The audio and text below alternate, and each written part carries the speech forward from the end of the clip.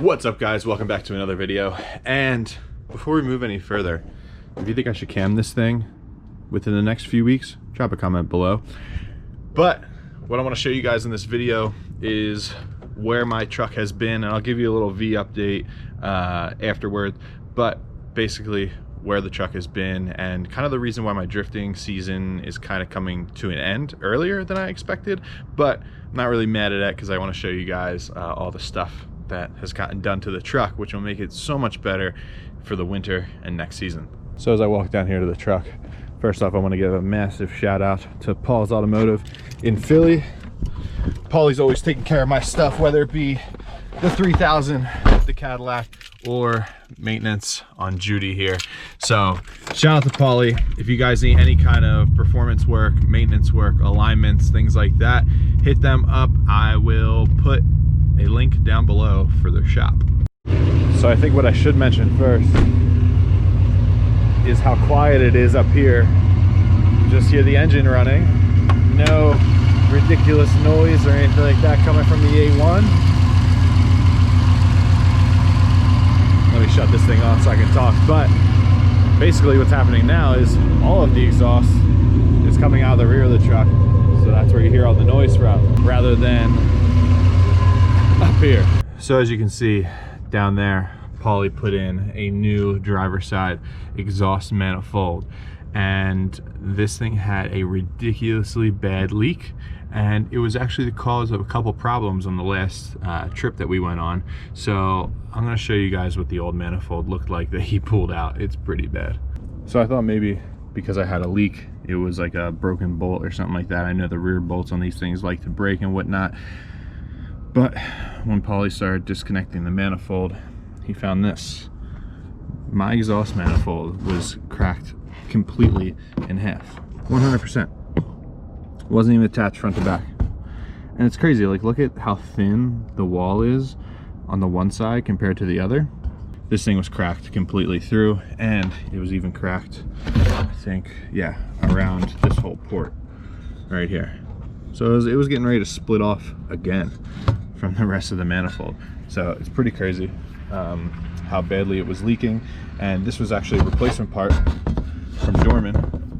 It was already done once before. The issue it was causing me was when we were in Virginia last time.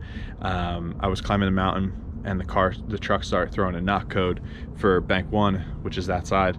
And basically what I think is so much exhaust was escaping through this manifold that it was giving the O2 sensor a weird reading. It was dumping fuel, it was getting things red hot, and I think that is what caused the rest of it to fully crack through. Next up on the list is this beautiful U-joint. And this is how it came out. The cap was cracked. I think that one was here. I don't even think there was a cap on this one anymore. It's dry. This thing, the needle bearings are pretty much gone. Yeah, I don't really know how this even held together as long as it did. But yeah, new U-joint in the drive shaft. So I'll show you guys what the new one looks like there. And the whole main reason the truck even went to Paulie's shop was to check out a fuel smell and do a state inspection. So the fuel smell was the feed line that went from the secondary tank to the main tank, and Paulie custom built a line for me there. And I can't show you that one because he had to drop the tank to get to it, but let me show you guys the U-joint on. I've got a fresh U-joint in there. It's nice and tight, no slop in it. That's all good. Everything else underneath passed the bill of health check. You know, thankfully the fuel tank came down easily for Paulie. You can see up there, really far up, the line that he made, but you definitely can't see it on the camera. But the overall biggest change on the truck that Paulie did was new tires. My old tires failed inspection. They were 33 by 12.5, and I replaced them with these 275 65s. They're an inch shorter, 2 inches narrower, but they still look pretty aggressive. So like I can't really complain. I was worried I was gonna have to take the lift kit off because it would look weird, but they definitely still look okay on the truck with the lift kit on. They're 10 ply Westlake.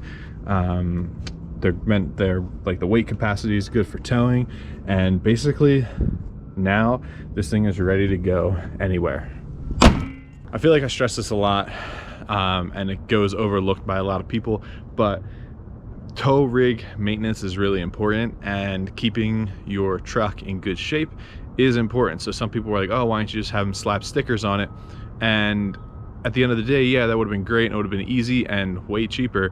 But if I'm 5 hours away from home in Virginia with the car on the trailer and all that, and my U-joint fails, takes out the gas tank, etc., or if that fuel line just burst open and is no longer seeping, it's pouring fuel on the ground, that's the last thing I want to deal with. And the fact that the truck was not running up to its full potential and capacity with that cracked exhaust manifold. So my test was with smaller, lighter tires, a dialed in alignment, what else? I'm not physically leaking fuel, and my O2 sensors are getting proper readings, and the engine is running at full performance. I wanted to see what kind of fuel mileage I can get on the car and what kind of improvements I can get.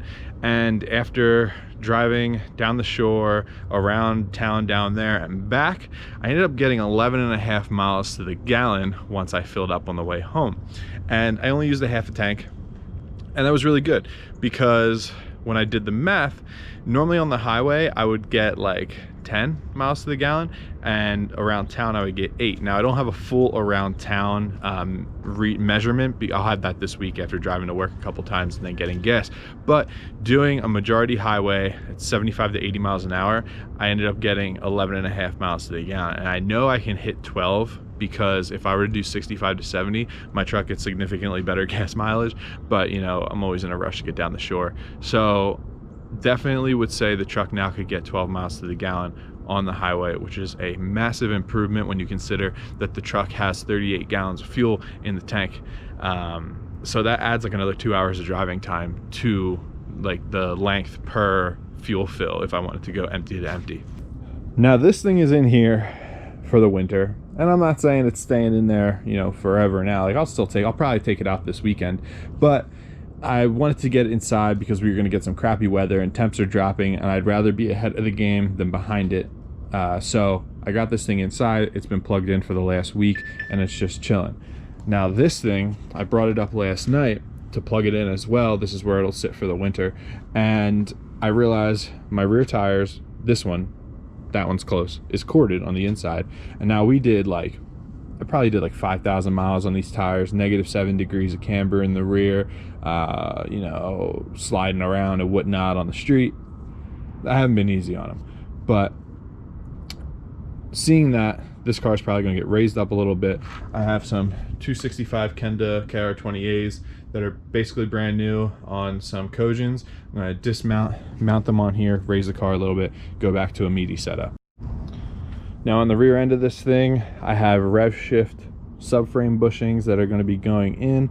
I have stainless steel Goodrich brake lines for the entire car, and I have I'm hoping to get my hands on some BMR trailing arms and tow arms, because I made a tow arm on this side but not that side, and yeah, I'm just going to probably just order the BMR ones just to make it easier on myself here.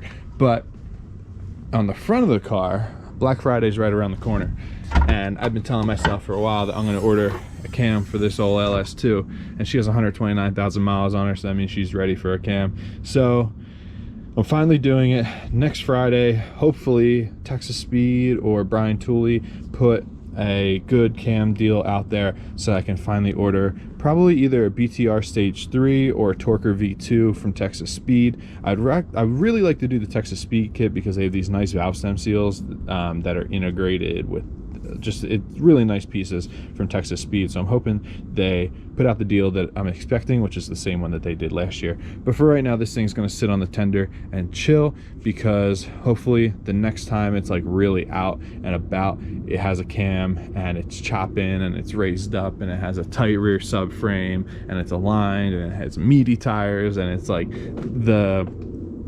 it would be like a totally different car. I keep saying that the Suburban is like a totally different truck now. It's like feels like a brand new truck. That's how I want this car to feel. And now that that thing's chilling, that thing's in good shape, it's time for the V to get the love that it deserves. And it all started with new headlights about 2 months ago. So this thing's ready for the cam. It's, you know, it's just sitting and waiting, and I cannot wait to dig into this thing. This video was a short one, but I just wanted to let you guys know what I've been up to, and with the truck being, you know, taking up kind of the budget for the rest of the drift events this year.